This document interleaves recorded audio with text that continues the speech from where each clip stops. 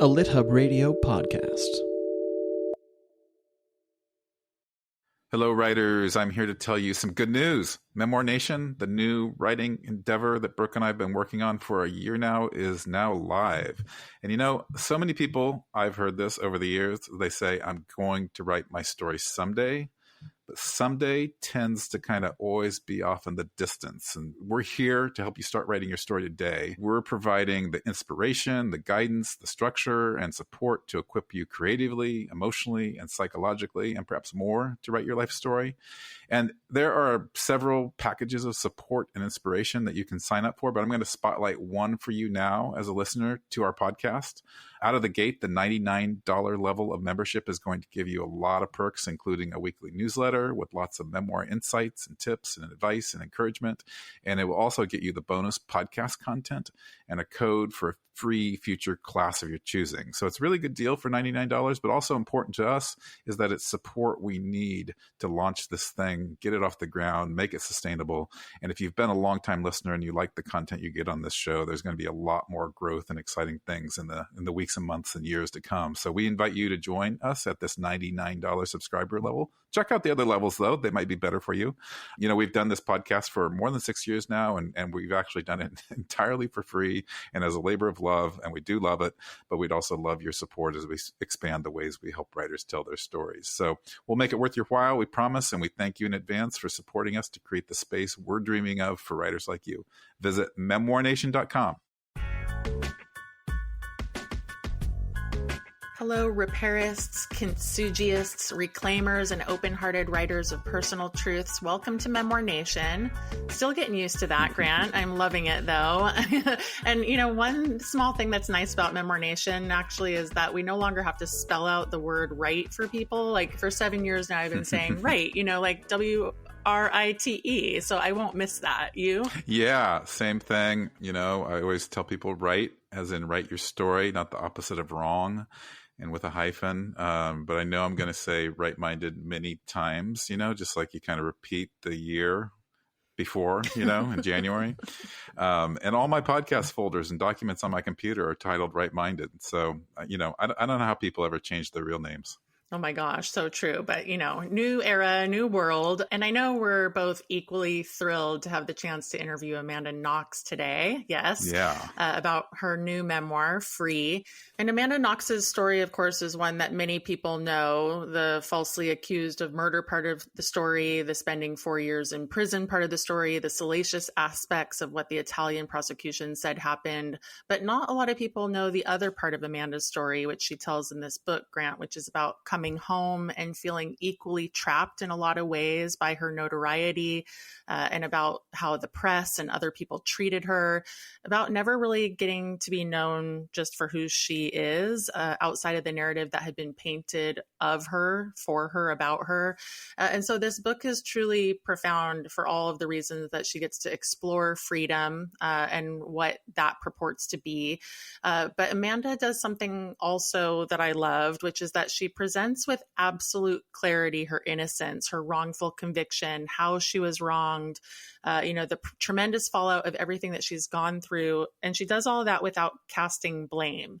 And you're reading this book and you're realizing, you know, she really was a victim of what happened to her. But it's a true reclaiming, almost like nothing I've ever read. And on the one hand, I think it must have been tremendously difficult for her, knowing that she had to present her story in just the right way. But also it's a tremendous feat, and I think a model for other memoir writers, because you cannot read this story and come away from it believing anything other than what she's presented, you know, her truths. And it's really one of the more beautiful books I've read recently.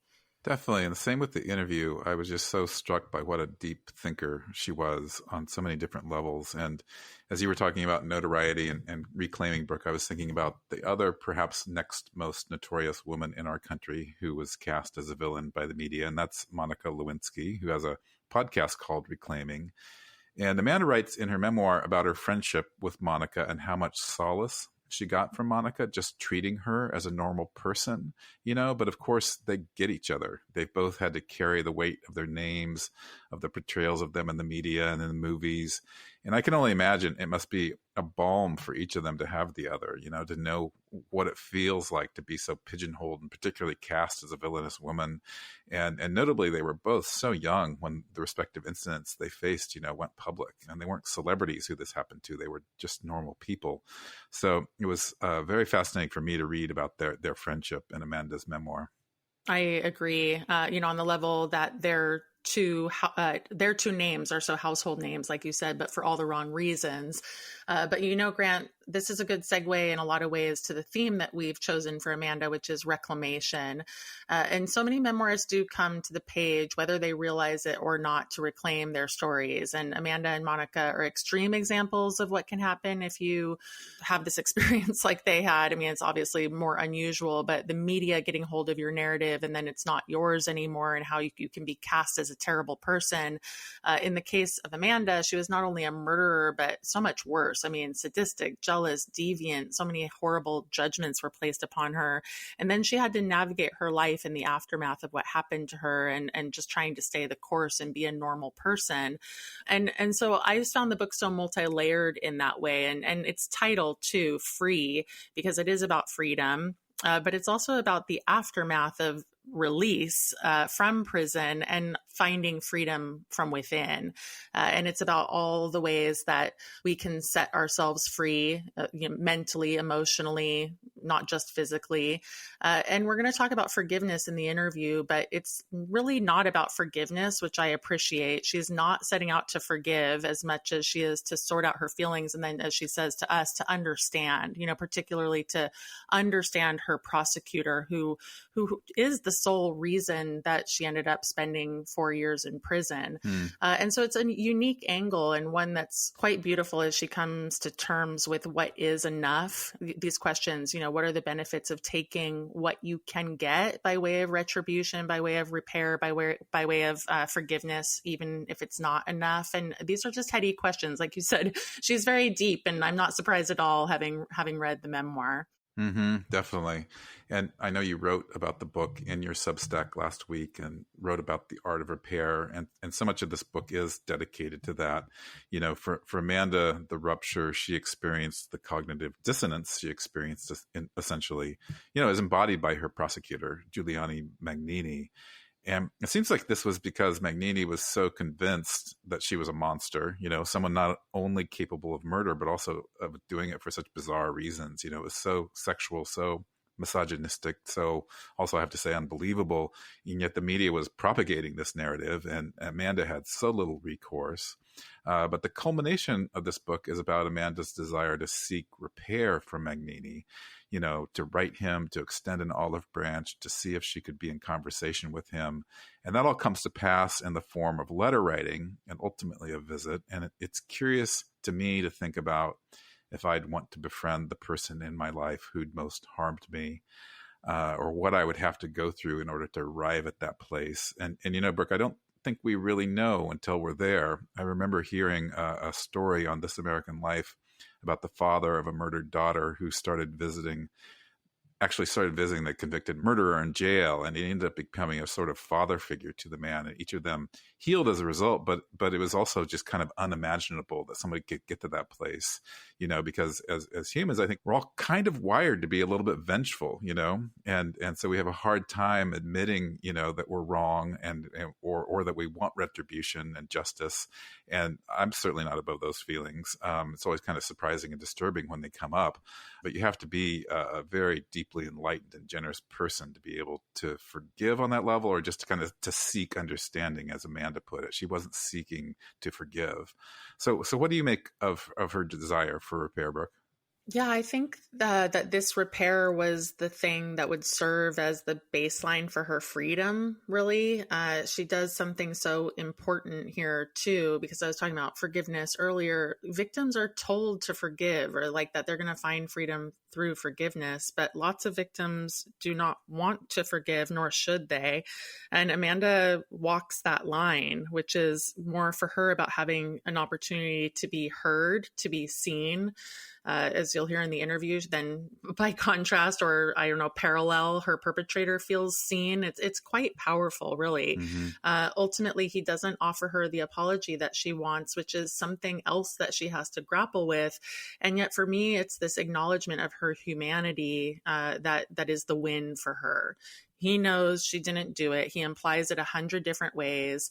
She forces him to see her for who she is. And that is such an act of power, to stand in front of your accuser and say, no, you got it wrong. See me. It made me think of so many memoirs I've worked on and published over the years where the victim, the survivor, is standing in front of the reader and saying, see me for who I am. I'm more than my victimhood.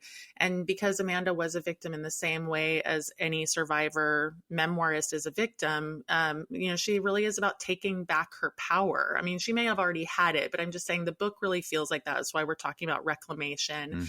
And, when you don't get to assert your personal truth, you are powerless. And this is what's so amazing, Grant. Memoir is a vehicle for all of that, and it's a vehicle for redemption.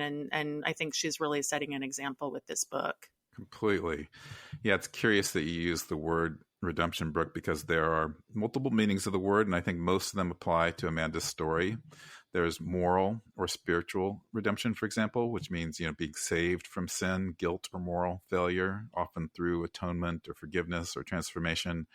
And Amanda experiences this in a true spiritual context with her prosecutor and with Don Salo, a prison chaplain she befriends in prison. For her, it's transformation. And the moral redemption comes in bringing both of them around to believing she is innocent. And then there's personal redemption, which is about making amends for past wrongs or failures, often by, growing and apologizing or doing something honorable. And it's a reclaiming of dignity or self-worth. And in Amanda's case, she does this by being honorable over and over again. She really, she's totally the adult in the room, always making the overtures, always staying the course to make sure that others understand that her wrongs or failures were not her own, but cast upon her. And then finally, there's literary or narrative redemption, which is something authors may try for in fiction, where we see a character falling from grace and then striving for forgiveness or transformation. And in Amanda's case, doing this through memoir is her taking back her power, her taking back her story. And I know from reading so many memoirs, Brooke, that this is a major effort of a lot of memoir, that act of reclaiming that can change the memoirist's life and shift perspective and allow things to be seen in a different light. Undoubtedly. And this is so true for this book, which we hope every single one of you will read if you haven't already. In this book, I really see a role model. I see someone who is willing to reach out to the person who most harmed her and implore him to see her, as I said, for who she is. And also a person who uses the power of words to make her own case, to set her own narrative straight, to take back at least some of what she lost. I know that I'll read this book again, Grant. I just got so much out of it, and I know our listeners will too. I really can't wait for all of you to hear this interview with Amanda Knox. It is coming up right after this short break.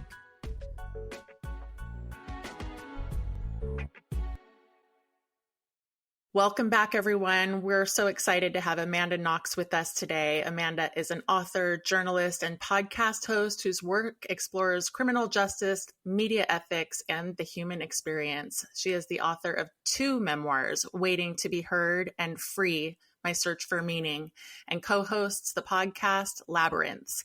Her writing and public speaking focus on wrongful convictions, storytelling, and personal transformation. Welcome, Amanda. We're really so excited to have you. Thank you. Yeah, thanks so much for having me. I'm excited to be here. So Free is your second memoir, and I'm curious to know what felt different for you about writing Free as opposed to writing Waiting to be Heard, and what did you bring to Free in light of that first experience you had of your first memoir? Yeah, well, everything is different, if anything. And I write about writing my first memoir in my second memoir, so just to get super meta. But yeah, so my impulse to write my first memoir came from a very different place, right? Like I had just gotten out of prison after 4 years. I had been living this nightmare where a version of me lived in the public's imagination that I had no authorship over. I really just went from being an anonymous person to being put into prison. And then all this huge, crazy story was put out there about me.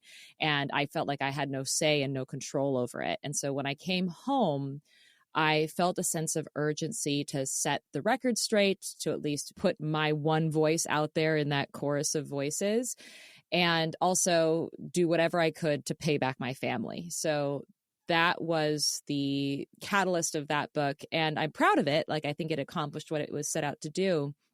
But looking back on it, as it compares to Free, My Search for Meaning, I look at them as two completely different stories, because one is the story of a bad thing that happened to me that was the result of other people's actions. So, a man named Rudy Gaudet broke into my house, raped and murdered my roommate, and then the police, and namely this prosecutor, Giuliano Mignini, pursued a case against me in a court of law. I had really not any say over any of that. So it didn't really feel like my story. It was a story of something bad that happened to me. Once I got out of prison and really when I was no longer on trial, that I was suddenly faced with this question of, now what? And so what? I went through this bad experience. So what? What does that mean to me? What does that say about who I am, or how I can move forward in my life? Am I trapped by this story that has been written about me? Am I trapped by this victimization that I survived, or that I'm still sort of living through, surviving because it is ongoing? Or can I find a way to sort of step out of this little box that I was put into and become my full person and really define who I am on my own terms? Because when I came home, I was still the girl accused of murder. Even if I was found innocent and I was vindicated and freed, I was not free from this accusation. I carried the stigma of this horrible experience in my life. And I realized pretty quickly that there was probably little to nothing that I would ever accomplish in my life that I would actually do that could define me more than this crazy experience and this crazy accusation that I had been put through as a 20-year-old. So wrapping my head around that and then figuring out how to act in my own life and what mistakes I made along the way was really what I felt like was the beginning of my story. And that is what I wrote about in Free. Yeah, Amanda, that's so interesting. The perfect segue to my question, because before you came on, Brooke and I were talking about the topic of reclaiming and how memoir is a vehicle for reclaiming. And you definitely reclaim your story in Free, but it's also such a difficult line you have to walk. And you write in this book about a speech you give in Italy, which happened the first time you returned there after your wrongful conviction, and the exact tone you wanted to strike. And it seems to us that you had to strike that same just right tone with this entire book. And so I'm curious, how did you approach this? And did you ever just write out all of your anger and resentment along the way, stuff that ultimately didn't make the cut? Yeah, that's a really great question, because you're right. I think there is a lot of pressure on wrongly convicted people, but especially women as well, to be graceful, right? To to carry whatever traumas you've had in your life with dignity. And so a part of me pushed back on that. And I call them my OnlyFans chapters of the book, where I try to talk about, the nitty gritty, intimate part of just being a human being in this world, and, things like how I got back in touch with my sexual self in prison, despite the fact that I was being overwhelmingly vilified through my sexuality while I was on trial. And to go back to your note about reclaiming one's narrative, I think I was put through a very interesting experience. Now that I just that your question triggered this idea for me that I hadn't actually considered up until this point in this exact way. So kudos to you. But my life has always been, ever since, I was 20 years old, cast within the confines, within the frame of a story, right? Like that was what was being, investigated and represented in court. What was being represented in the media was a story. And I don't know how many people realize that aspect of our existence, which is this sense of narrative, that we are the protagonist of our own lives. I'm curious to know if that naturally develops in our 20s for everybody, or if it's simply like that developed for me early, potentially because I was faced with these very specific stories that were being told about me that I had to push back against and prove that were not true. So maybe that's a question to sort of put a pin on to pitch back to you, because I'm actually now really curious about that. Yeah. Now I want you to write another memoir based on that one. Yeah, like do we? I know that like narrative, like there's this idea of narrative foreclosure. When you talk about like trauma, right? Like trauma is in one sense like this idea that you do not have control over your own story. And that's why trauma is so traumatic. It's not just that you've gone through something horrible.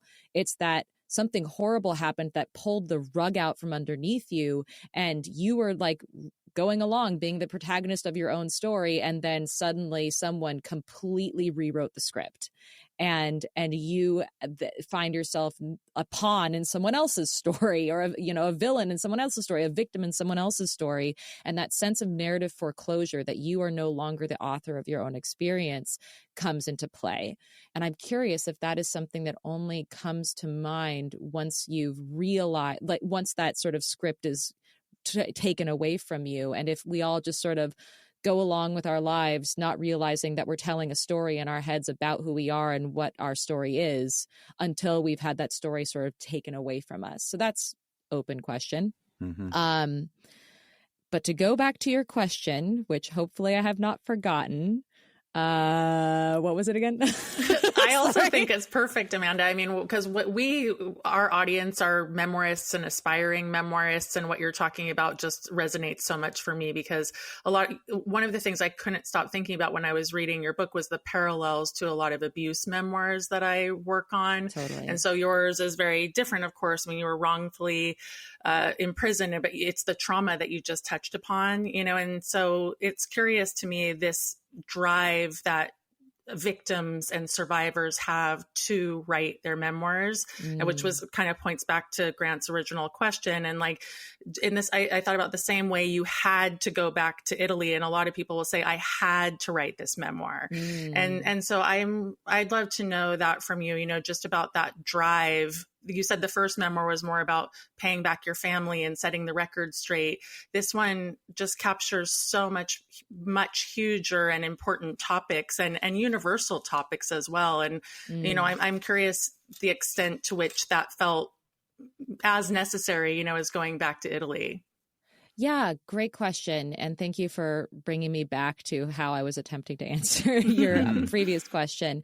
But you're right. Like this memoir, Free, is coming from a very different place. And I didn't realize that I had this memoir in me until I arrived at the point in the narrative, which is confronting my prosecutor. So for those who are curious, like I talk in this memoir about, how I survived prison, the mistakes and misadventures that I had when I returned to freedom, in quotes, where I'm free physically, but technically not free, both legally and just like psychologically, emotionally, feeling very ostracized by society, feeling like I was defined by this horrible thing that I had nothing to do with and didn't really know how I could exist in the world or do anything meaningful or purposeful.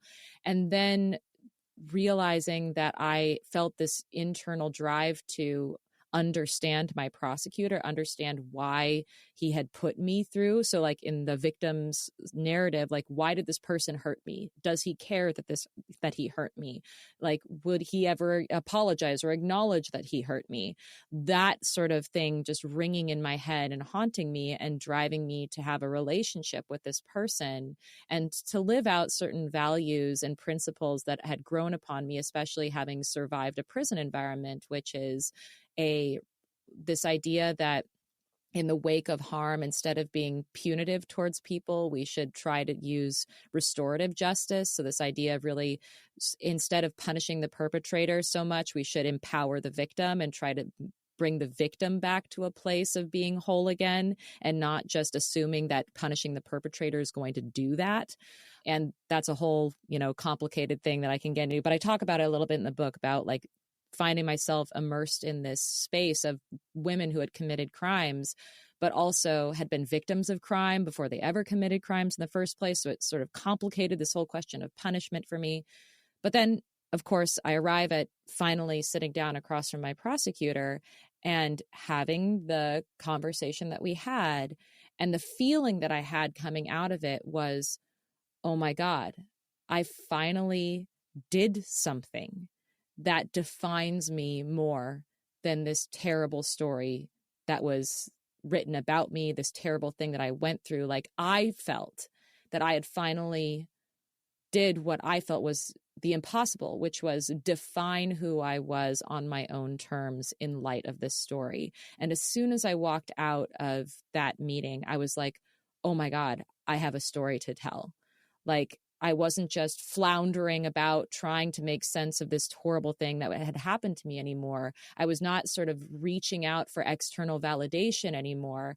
I was like deeply, deeply settled and at peace and confident in my place in the world and my purpose. And that felt like a story arc. And I was like, this is my story. And so I had to then go back to write this story to where, like, getting lost. And over the course of this, narrative that spans, God, nearly 20 years, finding myself again and sort of being not limited by the experience that I went through, but informed by it, and finding the universal qualities to that story as well. Because one of the things that was so hard for me coming home from this and being so publicly vilified was that I didn't really feel like I belonged to the rest of humanity anymore. I didn't feel like I could be a normal person and have normal relationships. And I felt very, very alone. And one of my biggest goals is building bridges again and making connections again and feeling like I belong to the rest of humanity again. And in the process, realizing that by being very open about that journey for myself, I'm actually helping my people who read my story feel seen themselves, because they are going through versions of that in their own life. I mean, like, one of the craziest bits of feedback that has really made me feel like this was a successful memoir was when I translated the entire thing into Italian so that my prosecutor could read it before it got published. And he read it and he said, well, of course I disagree with a lot of your, perspective about the case, whatever, but I have never felt more seen. And I was like, what? Okay. All right. You know what? There is a universal quality to this story such that my own prosecutor felt seen in reading it. Oh, powerful. That's so fascinating that he felt Isn't seen. that? Yeah. Let's just unpack that for a second. I don't even think we're qualified to unpack that. We're not psychologists. Probably not, because I feel like that's just such a primary human drive, to feel seen and to want to be understood. And yet at the same time, you didn't get the apology you'd hoped to get from him. And that's one part of the heart of your story. And really, it's the culmination of your book, your relationship with him, your resolution, and the not resolution part too. Mm-hmm. So I was wondering, can you share why his non-apology, though, turned out to be enough for you? Well, it's interesting. There's this great Zen saying that your life is perfect and it could use improvement. So, without giving away exactly what he said versus what he didn't say, what I can say is that after this meeting, I told my mom about what happened, and she was furious. She was like, too little, too late. Fuck that guy. Sorry, I don't know if I'm allowed to swear on your podcast, you are. Yeah. I spent 4 years in prison, so I'm just going to use that card. And I get it, especially as a mom now. I talk about becoming a mom and how that made me appreciate all the more my mom's victimization and journey through this, and having to, support her daughter through this horrific experience and wishing that she could take my place and not being able to, like all of that. Like, I understand that my mom's trauma is probably worse than mine. And therefore I want to like respect that. But at the same time, I was really disappointed in my mom with her reaction, because I felt like she was missing the point, which was that it wasn't about him anymore. It was not his story anymore. It was mine. And what mattered above all else was not what he said and what he did, but what I said and what I did. And I showed up. I said what I needed to say. And I was so proud of that. And I had sort of been hoping that my mom would be proud of that too, because a lot of what I was guided by were certain principles that she had instilled in me when I was a very young kid. And when I reframed it for her that way, she had to like take a moment to just process that in silence. I remember I was like, cleaning up dinner or something while she was processing that thought. And then I sat down and I think I was journaling, and she just came up from behind me and like hugged me from behind. And she said, "I am proud of you, Amanda." And so it's like, that's what it is. It's like, it's not about whether or not he said what I needed him to say. Mm-hmm. He's on his own journey. He's got his own story. What mattered to me was realizing that my well-being and my sense of agency in my own life did not depend upon him doing the right thing. Right. That's powerful. And it leads nicely to the next question about forgiveness, because I think it's impossible to look at what you went through and talk about apology without talking about forgiveness. And of course, when people do things to you and you were really mischaracterized and abused and all kinds of shit happened to you that shouldn't have happened. And so, a lot of people will sit here and be like, you don't owe anyone forgiveness. And you don't actually really talk about forgiveness all that much in the book, which I really appreciate. I mean, you're pretty unapologetic in your stance. And it just struck me, especially as a woman, how much we're taught to be apologetic, and the ways in which like forgiveness is sort of baked in. We should forgive people who harm us, et cetera, et cetera. So I'm curious if you came to the book with any kind of guidelines around forgiveness and how you were going to write about it. Yeah, that's because people ask me about forgiveness a lot. And it goes back to that sort of pressure that we're all put under to be graceful about our own traumatic experiences. And that's one of the reasons why I talked about in the book, like really struggling with feelings of rage and confusion and not trusting people, because that is like, again, when that rug is pulled out from under you and you are now existentially crisising and falling, you just lash out and you try to latch on to anything that you can lean on, that anything. And sometimes you make mistakes and sometimes you get really pissed off, and it's just, all of those things are true and a part of the human experience of processing trauma.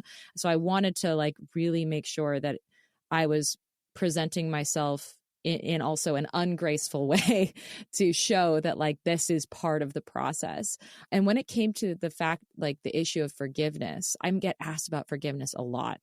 Also because I'm an advocate for criminal justice reform and all of that, like forgiveness is sort of baked into the conversation about justice and about righting wrongs, right? And for me, I did not set out to forgive my prosecutor. That was not my goal. My goal was to understand him. Mm-hmm. Like, it wasn't that, like, a lot of people really think about forgiveness as this, like, I need to forgive this person so that I no longer have bad feelings about them, right? So I no longer, like, am obsessively dwelling on the harm that this person has caused me and what I like to call dwelling on the life that you should have had, which is the life where this person didn't harm you, right? And I think that that's where people are coming from, which is not a wrong place. But for me, arriving at that place was less about forgiving the person and more about understanding him. Like, I felt like what happened to me wasn't random. It was intentional, but it also wasn't intentional in the way that some people had been positioning it to me, where like a person who is evil hurts me with knowing full well that I'm innocent, and just is cackling away in his prosecutor's office, like gleefully knowing that he's putting an innocent girl in jail, like doesn't give a shit. I also knew that that wasn't true. And I think that I was disturbed by the idea that I couldn't understand it, in the way that like I also couldn't understand why this local burglar broke into my home and raped and murdered my roommate. I mean, I think that part of this quest for justice is an understanding of why the thing happened in the first place, because if we don't understand why it happened, we can't prevent it from happening again. And we just feel helpless in the face of this, you know, traumatic situation. And I just couldn't understand how this man had looked at a 20-year-old traumatized girl and said, there's my, you know, sex monster rapist girl. Like, where did that come from? And another part of me also felt like maybe, just maybe, it was the adversarial system itself that was at fault. That I came into this person's awareness, like my existence came into his awareness in a very specific context, which was my roommate had just been murdered. And so he was viewing me in particular, but I think everyone at the time, through a sort of, you know, worst possible light sort of lens. And so, you know, being a young 20-year-old American girl who didn't really understand what anyone was saying, and so was responding in unexpected ways or communicating in unexpected ways, was viewed in this worst possible light kind of way. And I wondered, is it possible that if this person encounters me in a non-adversarial space, that he'll actually see me for who I really am? And he'll realize, just by the virtue of encountering me in a non-adversarial way, that I'm not the person that he thought he was prosecuting. And so I positioned myself in that way, where I approached him non-adversarially. Like, my immediate impulse was not to say, you know, dear Dr. Giuliano, what the fuck? It was to be like, dear Dr. Giuliano Mignini, I don't know who you are, and I don't think you know who I am. And I think that we've both been misrepresented out there in the world because of this crazy, you know, media storm of a trial. And I just want to understand you and know who you really are. And so we had this ongoing correspondence, because this was all happening during the pandemic. And then I eventually sat down across from him, and I, over the course of that, you know, communication and sitting down with him, but even just the correspondence, like, I got to know him. I got to know him in ways that I never would have been able to had I only approached him adversarially. And I learned things about him that gave me indirect insight that allowed me to figure out the why of it all. Like, I now understand certain things about how he approaches interpreting the news or interpreting even, you know, history. Like, he has, or even just his interests, like the things that he says to me. Even like, one thing I'll share from the book is he asked me to watch this film called Una Vita in Gioco, which is a story about a detective who realizes that the person that he put into prison was actually innocent. And I was like, that's interesting that he's specifically asking me to watch this specific case. Like, what are you trying to say? And like the number of things where he would say a thing indirectly that he wouldn't say directly just fascinated me. And the more, and then, but even more than that, I realized over the course of our correspondence, but especially in meeting him in person, how much it meant to him that I cared to know who he really was. that I cared to see him and understand him. And he sort of like opened himself up to me such that it was almost as if he was like trembling and naked in my hands, not literally, thank God, but like, you know, and once you have like someone that open with you, I mean, how, like you inevitably feel compassion and empathy for them. And so forgiveness sort of came in the back door by accident, where it was like, the more you understand a person, the more you just feel compassion for them. At the same time, that doesn't mean that you tolerate injustice, right? Like, I think it means accepting the person for who they are and where they are at on their journey, and really recognizing where they are and not thinking them as a static entity. Even like over the course of me speaking to my prosecutor, he evolved. Like just the very fact of me interacting with him made him evolve and made his thinking about the case evolve. And so he's like on a journey, and maybe one day he'll say the thing that he should say. Maybe he won't. But the point is that like, I can see that he's on his journey and I'm on mine, and he's not holding me back, you know? Just listening to you now, I'm thinking, I mean, you obviously had such a horribly unique experience, right? And in closing, but I'm thinking it sort of magnified life in a way. Like I'm thinking everything you experienced holds a commonality to the way we deal with people, especially even that distinction between understanding and forgiveness. You know, I think we all want to be understood.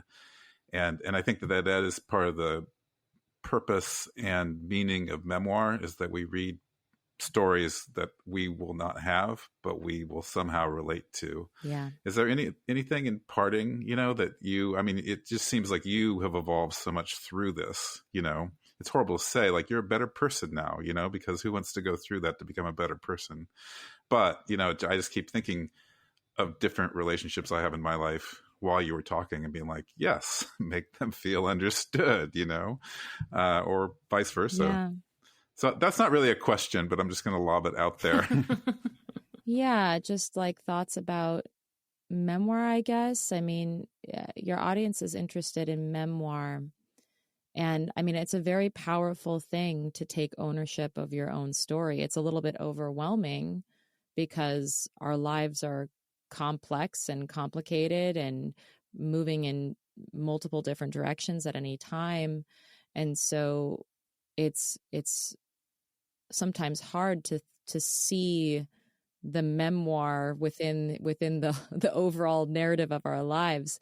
And I think that, I guess maybe if I were to offer one piece of advice to anyone who's thinking about writing memoir, is to write about what hurts, to write about what haunts you, because it is there that you have the opportunity to discover something about yourself and about the world.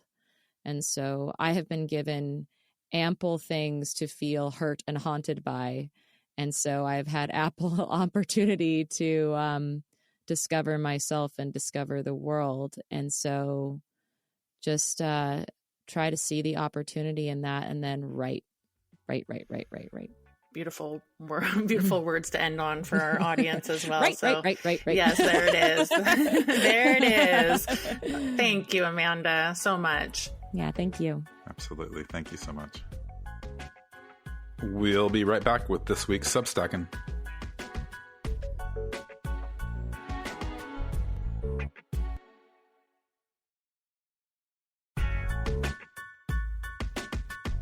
Grant, it seems only right that we continue this conversation with the Substack you mentioned earlier, the one that I recently wrote because I was so moved by Amanda's book. I called it The Art of Repair because I wanted to describe one of the many things I got from reading Free, notably how meaningful it is when you can extend a bridge to someone who's wronged you. And it's not an easy thing to do. And in fact, I think it's a million times easier to do quite the opposite. Cutting people off, being intolerant of others' opinions, that's actually quite easy because it gives you you the moral superiority of knowing you're right, they're wrong, and you go on with your life. That's that. Yeah, I really appreciated the story you told about you and Gina Frangello and an act of repair you did with her in the aftermath of a dismissive comment you made about her book on Facebook. But once you did that, a whole bunch of people came to her defense, and you hadn't in fact read the book. So this sounds like a kind of scary moment to me, actually. So what was it like for you? Yeah, I was horrified. I mean, I immediately realized I had to read the book like that week. And I had just piggybacked on a negative New York Times review and said I wouldn't read the book, and speculated that it was a revenge memoir and full of rage, because that was what the New York Times article had purported. And it was not that, not at all. I loved the book. I went on to then, the following week after I finished it, write a public apology to Gina, who I didn't know, and so that was in some ways even worse, right? Mm-hmm. And she very graciously contacted me that very day, and then we set up a Zoom talk. We talked a number of times after that, and ultimately we became friends. And life is so interesting, I love Gina. She's such a good person. Blow Your House Down is really one of my favorite memoirs of all times. I did something unconscious. It wasn't mean-spirited, but it was not thoughtful and it was impulsive. But what I also did was I tried to fix it. And what Gina did was even more meaningful, which was that she accepted my apology, and then she reached out to me.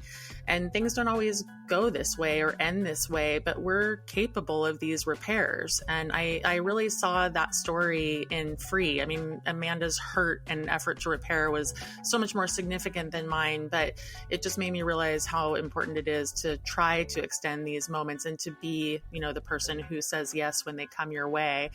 So I'm curious, Grant, if you have a story of repair that you want to share. Were you the person who maybe did a harm or extended an olive branch, or who was harmed and got an apology and accepted it? It takes strength on both sides.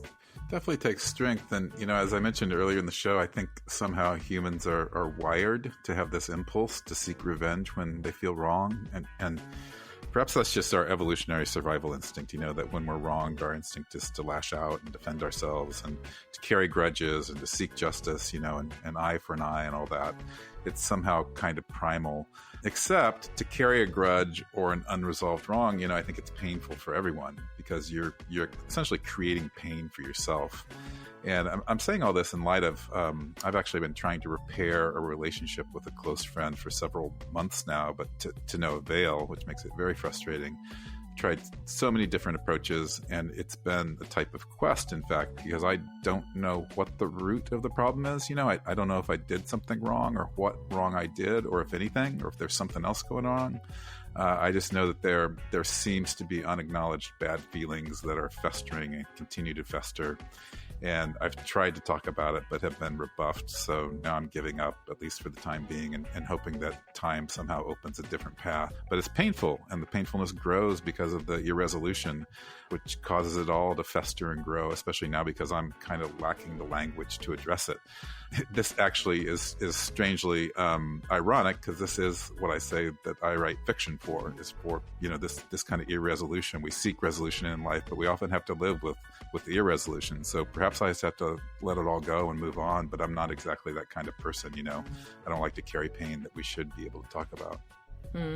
Yeah. Well, thanks for sharing that, Grant, because that's another form of it, when you're actively trying and the other person isn't receiving. And there's just many permutations of this kind of dynamic going on in the world. And, again, I'll make a plug for Amanda's book. Grant, I would love that everyone would just take in what she's saying and the model that she's offering. And I said in my Substack too, that this is like a book for our times, because we are so polarized and we're so quick to assert our own moral authority over other people. We're so fast to condemn people, for having voted for Trump, or tolerating the Dems, or being woke or anti-woke, or pro-Israeli or pro-Palestine, you name it. It really is a gauntlet out there, and people are losing more friends and family members, in my experience anyway, from what I can remember. It's like, it just feels wild, maybe like stories I heard during Vietnam, And I've had my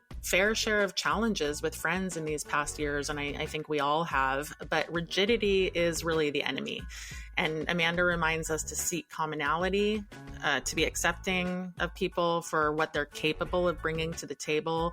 And I just think a lot of us are holding a very high bar of expectation for other people. And then if they can't meet it or reach it, then they're out, right? And it's such a scorched earth mentality, and it's very dangerous. So that's why I wrote in my Substack that I, just think that Free shows us a way forward, to our better instincts and to being more gracious to those that we don't agree with, and even those who've harmed us.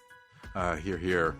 And I think we all need to get better at reclaiming and repairing and helping others to do so. And one crucial way to do that, perhaps the best way, is to tell your story and to share your story. And that's what we're all about here at Memoir Nation. Did I say it right? Not right-minded? Memoir Nation. So thank you for listening and writing and helping us form this storytelling community. We'll be back next week with more meaningful stories.